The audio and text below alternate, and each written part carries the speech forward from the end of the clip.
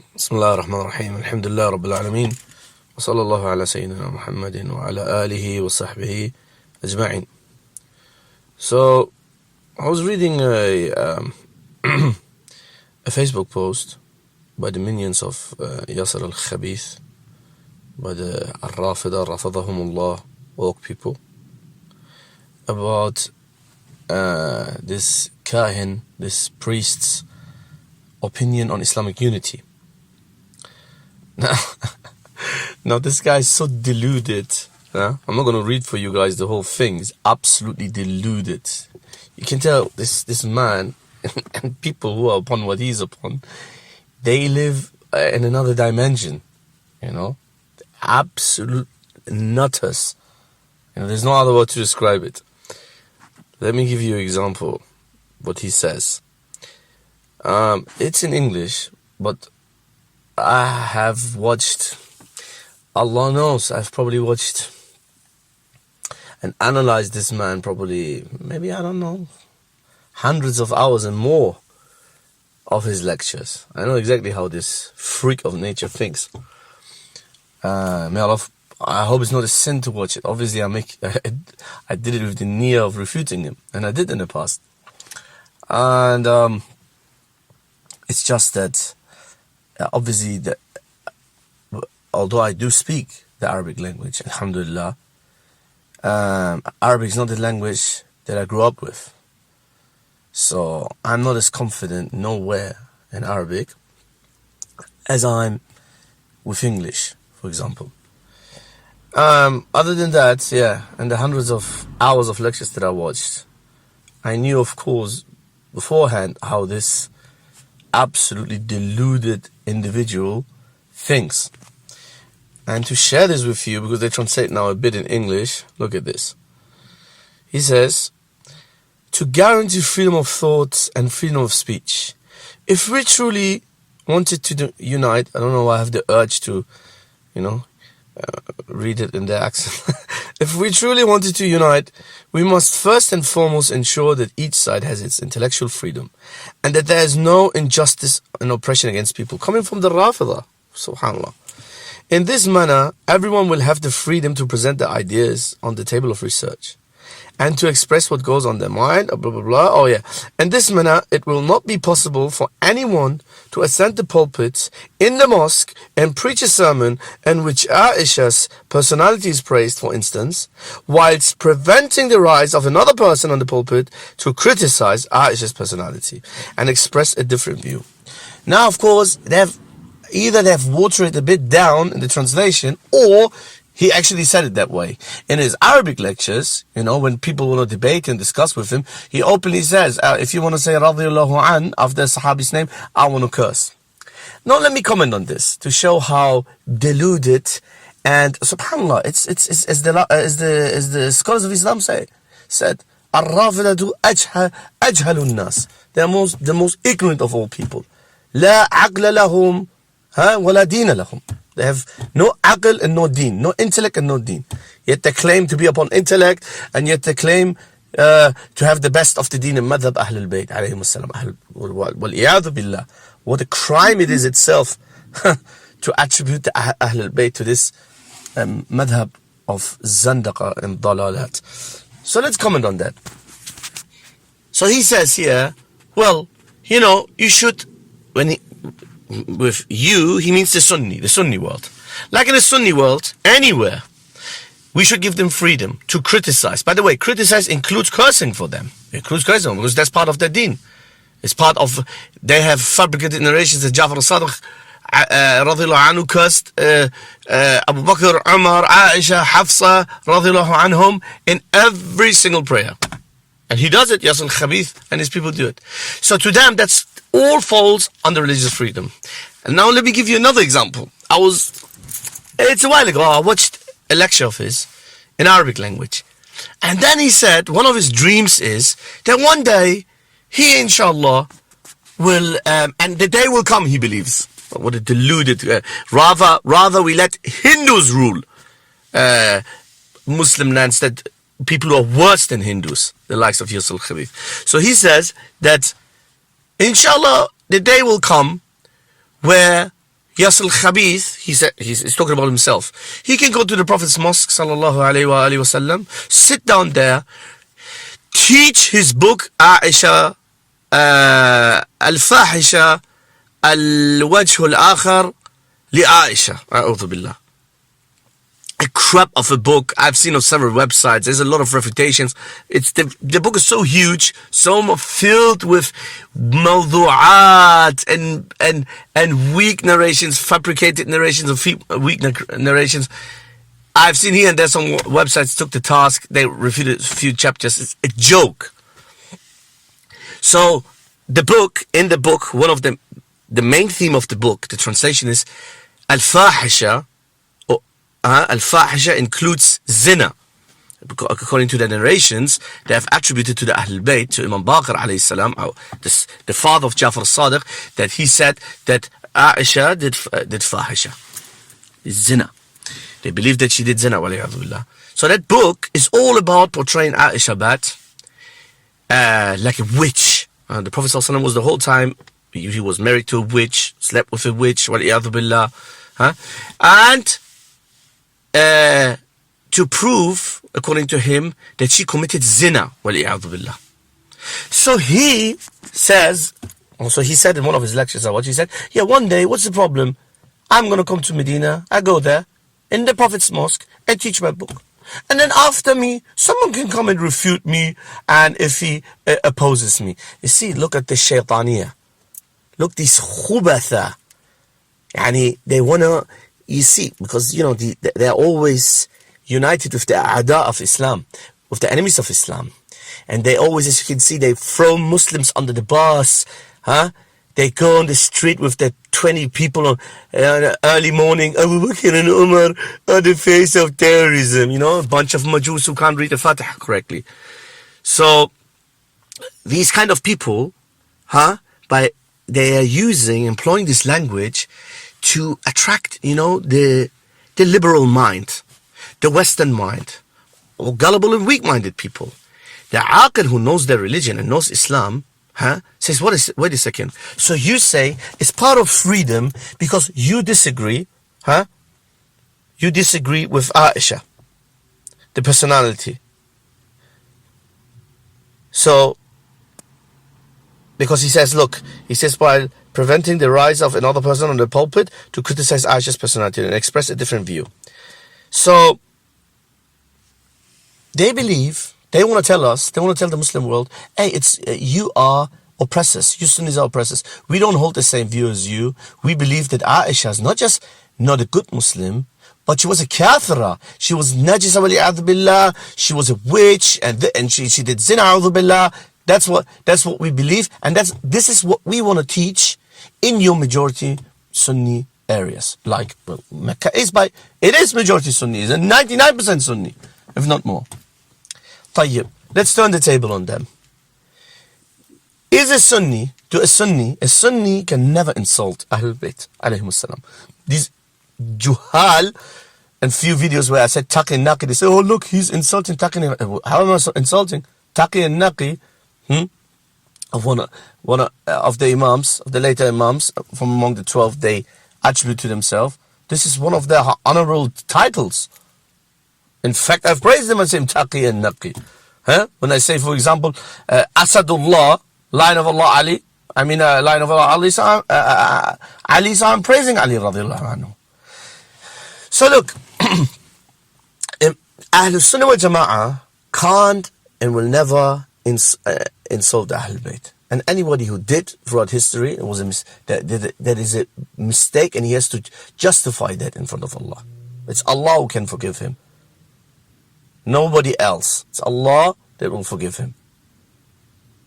Or not. This is not in our hand. So we are not like them. We don't go and curse the 11 Imams. But the 12th one, to us Ahlul Sunnah, yes, Ahlul Sunnah believes in the concept of the Mahdi. But Muhammad ibn Abdullah, not Muhammad son of Askari, fairy tale, absolute khurafa, superstitious. And in future podcasts, you're going to have an absolute laugh how some even of the great Ayatollahs are ashamed sometimes to put details of the story of the birth of the Mahdi in some of their books and treatises, because it's no aql will accept this. No aql will accept that this is belief hujjah upon mankind. If you just read about the story, the fairy tale of a story, how he was born. Of course, he wasn't born, not according to just Sunnis, but even Zaydi Muslims and other Muslim groups. So the Mahdi is fictional. But the way they describe him fits the description of the Dajjal, right? So can I go, or any Sunni, to Qum and sit in Qum and give a lecture about the Mahdi being obviously fictional? He was never born. But the way you describe him fits with the description of the Dajjal. Huh? He's hidden like the Dajjal. The superpowers that attribute to him like the Dajjal. He will kill all the Arabs or most Arabs like the Dajjal. His followers will be the Jews and the Persians, and he will rule by the hukum of Dawood, Bani Israel. Dajjal, yani. Can we go and preach that in Qom or Najaf? Of course we can't. They would hang us by our they would hang us. Sahullah. They would hang us without a shred of doubt. In fact, did you know that the Iranian constitution, based on the fiqh of the modern day 12ers, anyone who insults Allah or His Messenger and the Ahlul Bayt, they have added this. In Islam, you have Sabbullah wa Sabb al-Rasul. Yeah? Insulting Allah, insulting al-Rasul. There's harsh punishments for that in an Islamic country. The Rafida have the same things. You know, sometimes when they act like the likes of Naqshawani, this Dajjal, and says, oh, Ibn Taymiyyah is so extreme in his book, As-Sarb al-Maslul, someone insults the Prophet, this happens to him and that happened to them. Oh, the same thing they have. Very similar, the same thing. Anyone who insults the Allah, although nobody insults the Allah more than this sect. Knowingly or unknowingly. Knowingly, the scholars, without a shadow of doubt. But anyway, in either case, they have the ruling that anyone who insults Allah, His Messenger of the Ahl Bayt, is to be killed. That's in Iran. It's law in Iran. It's in Iran. They call it Sabbullah, Sabb al-Rasul, and Sabb al-A'imma, or Sabb al-Ma'sumin. And there was even a case. A few years ago, there was this Iranian pop singer, whatever singer, I don't know what kind of singer, whatever, Shahin Najafi. He made a song about Taqi or Naqi, something like that. Hey, Naqi, Taqi, something like that. He took the PI-55 of Taqi or Naqi, something, I don't know exactly. I remember at least one grand Ayatollah, Ayatollah, Safi Gul Poyegoni. Safi, that name, you know, I'm not going to pronounce it again. So this Safi, Ayatollah Safi, made takfir on him and said his blood is halal.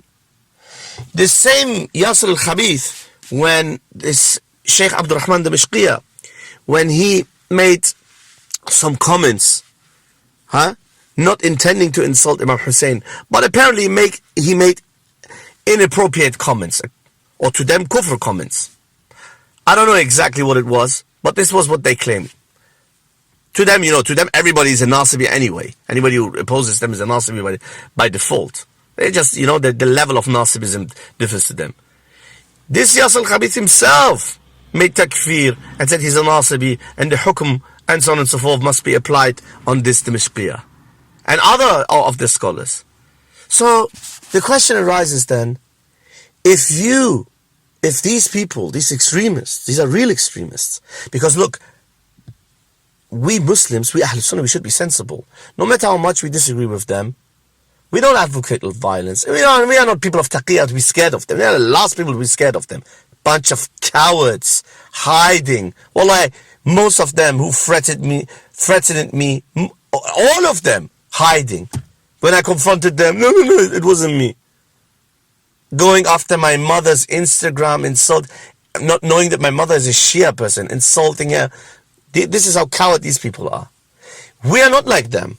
We are not like them. We are open about our beliefs. We call a spade a spade. We refute what we believe is falsehood.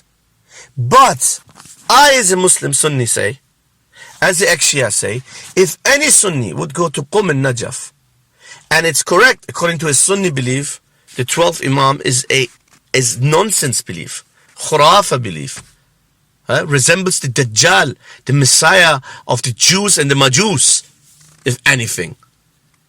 Although all these beliefs are correct, according to me as a Sunni, I would, if a Sunni would go to Najaf or Qum and go around and say, oh yeah, I want to go on I want to send the pulpit and I want to, explain to you guys why according to me your 12th Imam is a Dajjal and is this and that.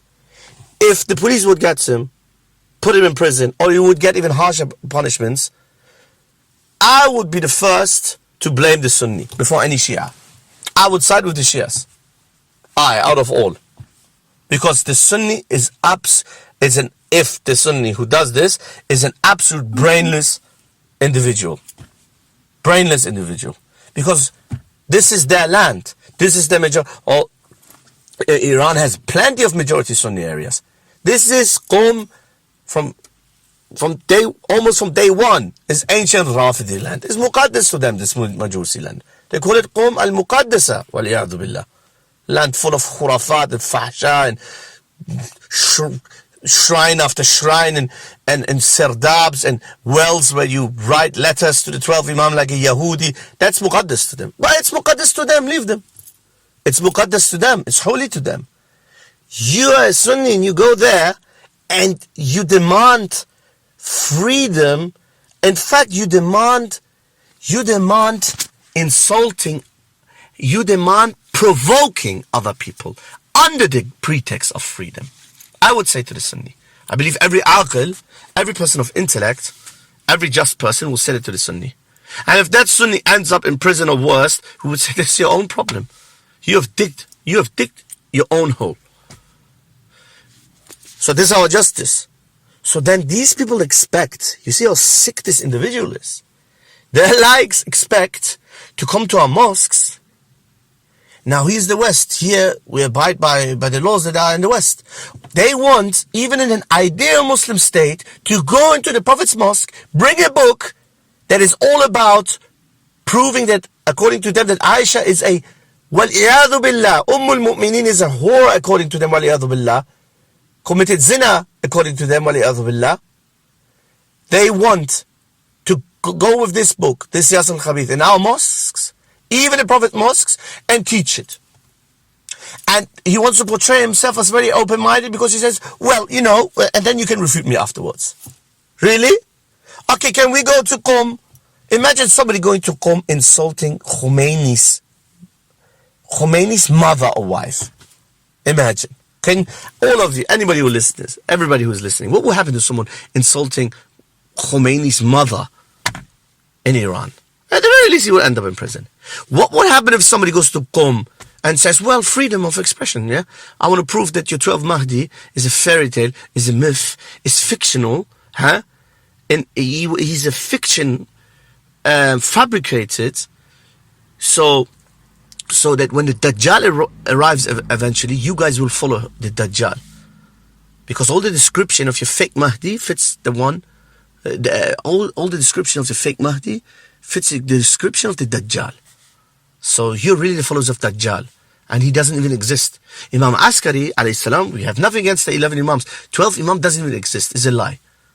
It's an absolute fairy tale. Would they let us? Never ever, of course. So you see the double standards. You see how deluded they are. You see how deluded they are.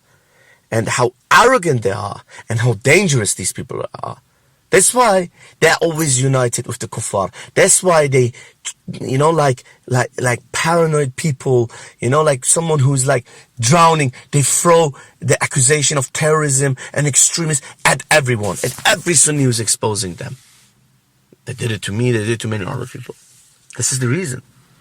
This is the reason. And that is why they seek istighatha, help, madad, always from the kuffar.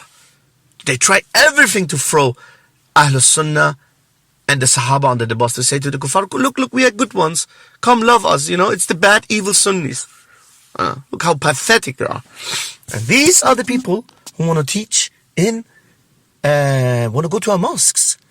Want to go to our mosques including Medina al-Munawwara, and bring a book that's title is Al-Fahisha, obscenity, zina. Aisha did zina, a'udhu billah. This is what they want to teach in our mosques. And if we disagree, or if we disagree with that, then we are by default oppressors to these to these people, a'udhu billah. So you see, this type of thinking, this is what they believe is, according to Yasser Al Habib, this is how unity is achieved. That, well, we have to accept that they criticize. He says criticize, obviously way more than criticizing. It's cursing, insulting. This sick individual says that he's such an ahmaq jahil anyway. In the future projects, inshallah, either myself or other brothers should do that. He's such an ahmaq jahil. Humayra, he said that Humayra, by all Arab linguists say that Humayra is someone who bleeds from both, a'udhu billah, exits of his body, private parts. This is how he describes the wife of the Prophet. Although Humayra, and it's proven in Arab dictionaries, comes from, without a shred of doubt, giants of the Arabic language have said that Humayra is tasghir, it means someone who's reddish in his face. So they believe the Prophet walked around sallallahu alaihi wasallam and called his wife Humayra, not as a sweet word and you're reddish in your face, yeah. No, that you bleed from your both exits down there. This is who these enemies of Islam are. This is who these rafadahumullah are. This is what they call madhab Ahl al-Bayt. This is what they call intellect. And this is what they call unity.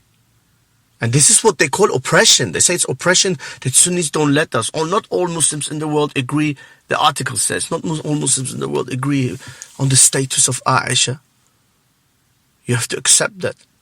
Who says that your opinion falls under the opinion of the Muslims anyway? As Ibn Hazm said, when the Nasara, is an interesting incident, when the Nasara at the time, Ibn Hazm al-Andalusi, who's of Persian origin, born in Andalus, modern day Spain, that region, when he was debating Christians about Tahrif al-Quran, and the Christians said, yeah, but there's the Shias, they believe in Tahrif. He said, their opinion, the scholars, their opinion is not even considered an Islamic opinion. So these people then come and want to tell us, well, we have an opinion too. We like to curse Aisha, criticize Aisha, and if you don't let us, then unity will never be achieved. Now, look, as I said, in their countries, they want to bath in mud, yeah? The sunnah of Rasulullah, according to them. Bathing in mud, walking over fire, sunnah of Majus and Hindus, yeah? Yasser Al Habib's temple, this is for them sunnah. Cutting themselves with razors and blades, yeah? This is, of course, hijama. This is a Rafidi version of hijama. We don't mind, they can do it. We even going to get tools for them from a tool shop. If they want to use an axe or something else, we're going to give it for free for them and they can use it.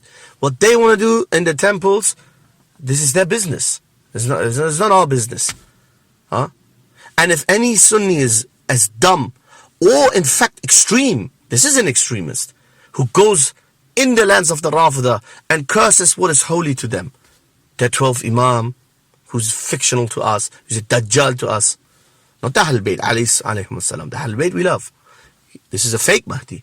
Or the Maraji', or anything else. And if he gets a punishment for that, from the authorities there, wallahi, I as a Sunni, and I believe every just Sunni should say, you Mr. Sunni, you an extremist, and a dumb extremist on top of it. You deserve every punishment, whatever it is. You see? So it's not, what I'm saying is not based on hatred. What I'm saying is based on logic and justice. That they can't expect to come to our premises, our land, let alone our lands, and expect to curse, what they call criticize, and accuse our figures of things that if we were to do this in their lands, they would execute us. And it's known in Iran. In Iran, even what they call the batteries or whatnot. In Iran, if you curse Rasulullah sallallahu alaihi wasallam or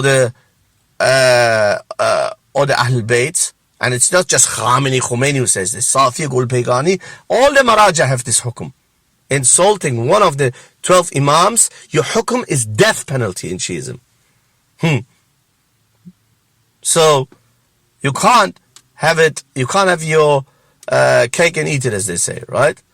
And that was just a quick, was not that quick, 25 minutes. Alhamdulillah, but that was just a quick, again I say quick, was a thorough, let's say, take on how, for you to understand how deluded these people are and how dangerous these people are and how they are the real extremists and how these things, yani God forbid, yani, how these things could end up in fitna, you know, in problems, in actual disunity in society, in every society. And may Allah protect us and all Muslims from these type of people, including open-minded Shia people. I know many think that I'm like the enemy of all Shias. Nonsense. Most of my family is Shia. I am in contact with some Shia people who are very moderate. Alhamdulillah, this is the age where many 12ers, alhamdulillah, have abandoned many parts of 12er beliefs. Often they are not even considered really 12ers anymore. They are not. They know it, but they, stick still to the name. And alhamdulillah, I have no issues with the Shia masses, with the average Shi'i guy. But these type of extremists, people must be aware of them and how arrogant they are and how deluded they are. That's it. وآخر دعوانا الحمد لله رب العالمين وصلى الله على سيدنا محمد وعلى آله وصحبه أجمعين.